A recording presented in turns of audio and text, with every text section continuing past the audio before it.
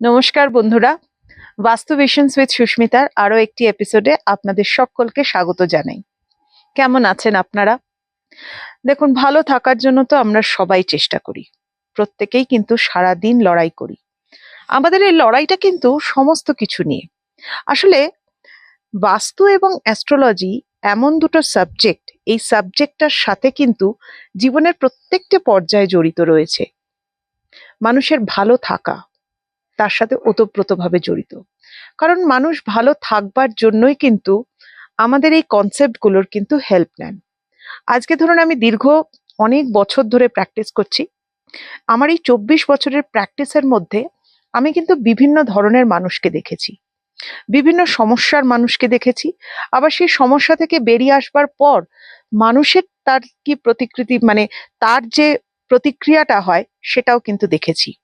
দেখুন, কোনো কোনো ক্ষেত্রে সেগুলো পজিটিভ হয়, আবার কোনো কোনো ক্ষেত্রে দেখা যায় যে মানুষের সমস্যার জেরে মানুষ জীবনের গতিপথ থেকে অনেকটাই নেগেটিভিটিতে চলে গেছে। এবার আমি আপনাদেরকে একটু খুলে বলি ব্যাপারটা। যেমন ধরুন, যে পড়াশোনা করছে, যে স্টুডেন্ট, তাকেও কাউন্সেলিং করি আমি, তারও কিন্তু কাউন্সেলিং এর দরকার পড়ে। আবার একজন প্রাপ্তবয়স্ক মানুষ যে সাংসারিক জীবনের মধ্যে রয়েছে, যে তার কর্মজীবনের মধ্যে ওতপ্রোতভাবে জড়িত রয়েছে এবং বিভিন্ন সমস্যার মধ্যে রয়েছে, মানসিকভাবে বিভিন্ন সমস্যার মধ্যে রয়েছে, সেই ধরনের মানুষেরও কিন্তু কাউন্সেলিং করে থাকি। দেখুন, কাউন্সেলিং করবার দরকার পড়ে তখনই যখন মানুষ জীবনের প্রতি ভীষণভাবে ডিস্টার্বড হয়ে যায়, যখন মানুষ দেখা যায় যে হয়তো তার যোগ্যতা আছে, হয়তো তার মধ্যে প্রচুর পরিমাণে পজিটিভিটি কোথাও না কোথাও লুকিয়ে রয়েছে, কিন্তু সে সেটাকে কিছুতেই বার করে আনতে পারছে না। এবং তখনই কিন্তু দরকার পড়ে যে সেই মানুষটাকে জাগিয়ে তোলবার।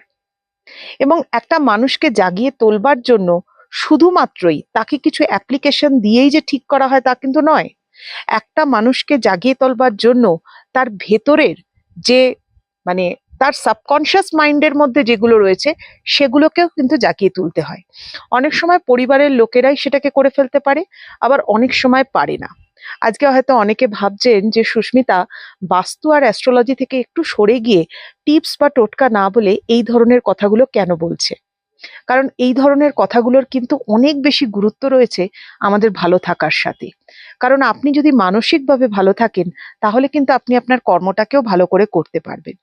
এবার ধরুন, আমি যদি বাস্তু রুলসের সাথে আমাদের মানসিকভাবে ভালো থাকাটাকে যদি অ্যাটাচ করে দিই, সে স্টুডেন্ট হতে পারে, সে যে কোনো হাউসওয়াইফ হতে পারে, বা সে যে কোনো ধরনের মানুষ যে হয়তো তার প্রত্যেক দিনের কর্মজীবনে অতিরিক্ত স্ট্রেসের মধ্যে রয়েছে, যে কোনো মানুষ, তার সাথে বাস্তুতে মানসিকভাবে ভালো থাকার কি সম্পর্ক? একটা দারুণ সম্পর্ক রয়েছে। সেটা হচ্ছে, আমরা আমাদের বাস্তুর প্রত্যেকটা কর্নার, প্রত্যেকটা ডিরেকশনকে খুব ভালোভাবে গুরুত্ব দিই। আজকাল যখন কেউ ফ্ল্যাট কেনে তখন কিন্তু অবশ্যই দেখে নেয় যে বাস্তুসম্মত কিনা। এবার এই বাস্তুসম্মত বলতে অনেকগুলো দিককে কিন্তু বিচার করবার থাকে। কারণ একটা বাস্তুকে বিচার করতে গেলে তার ফাউন্ডেশনে কি আছে, তার জমি অর্থাৎ ল্যান্ড কি রয়েছে সেটা যেরকম দেখার প্রয়োজন, তার ইন্টেরিয়ারটাও দেখার প্রয়োজন, এবং তার কনস্ট্রাকশনগত ত্রুটি কিছু হলো কিনা সেটারও কিন্তু দেখার প্রয়োজন আছে। খুব সিম্পল ভাবে যদি বলতে যাই, আপনার বাস্তুতে 4টে কর্নার, অর্থাৎ north east corner, south east corner, south West corner এবং নর্থ ওয়েস্ট কর্নার, অর্থাৎ ঈশান কোণ, অগ্নিকোণ, নৈঋত কোণ, বায়ু কোণ, এই 4টি কর্নার যদি 90 ডিগ্রি অ্যাঙ্গেলে থাকে, তাহলে বুঝবেন বাস্তুটা আপনার ভালো রয়েছে। যদি এই 4টে কর্নার কোনো রকম ভাবে 90 ডিগ্রি অ্যাঙ্গেলে না থেকে কোনো ডিরেকশনের দিকে থেকে যায়, তাহলে বুঝবেন আপনার বাস্তু কিন্তু সঠিকভাবে নেই।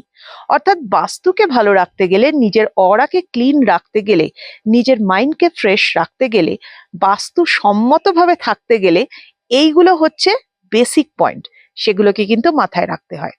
আর ওই যে বললাম, নিজের অরাটাকে ক্লিন করবার জন্য, নিজেকে পজিটিভিটিতে ভরিয়ে তোলবার জন্য আপনি আপনার বাড়ির নর্থ ইস্ট কর্নারকে ভালো রাখুন, যাকে বলা হয় ভগবানের স্থান, ঈশান কোণ।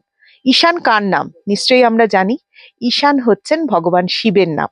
সেই জায়গা যদি আপনার বাড়িতে ক্লাটার ফ্রি থাকে, সেই জায়গা যদি পরিষ্কার পরিচ্ছন্ন থাকে, সেই জায়গায় যদি কোনো নেগেটিভিটি না থাকে, অর্থাৎ যদি টয়লেটের পজিশন না থাকে, যদি সেখানে কোনো রকমভাবে সিঁড়ির পজিশন না থাকে, তাহলে কিন্তু আপনিও ভালো থাকবেন, আপনার সন্তান ভালো থাকবে, আপনাদের পরিবারের মধ্যে মিলমিশ থাকবে এবং মানসিকভাবে সুস্থ হয়ে অনেক না হওয়া কাজকে কিন্তু করে ফেলতে পারবেন।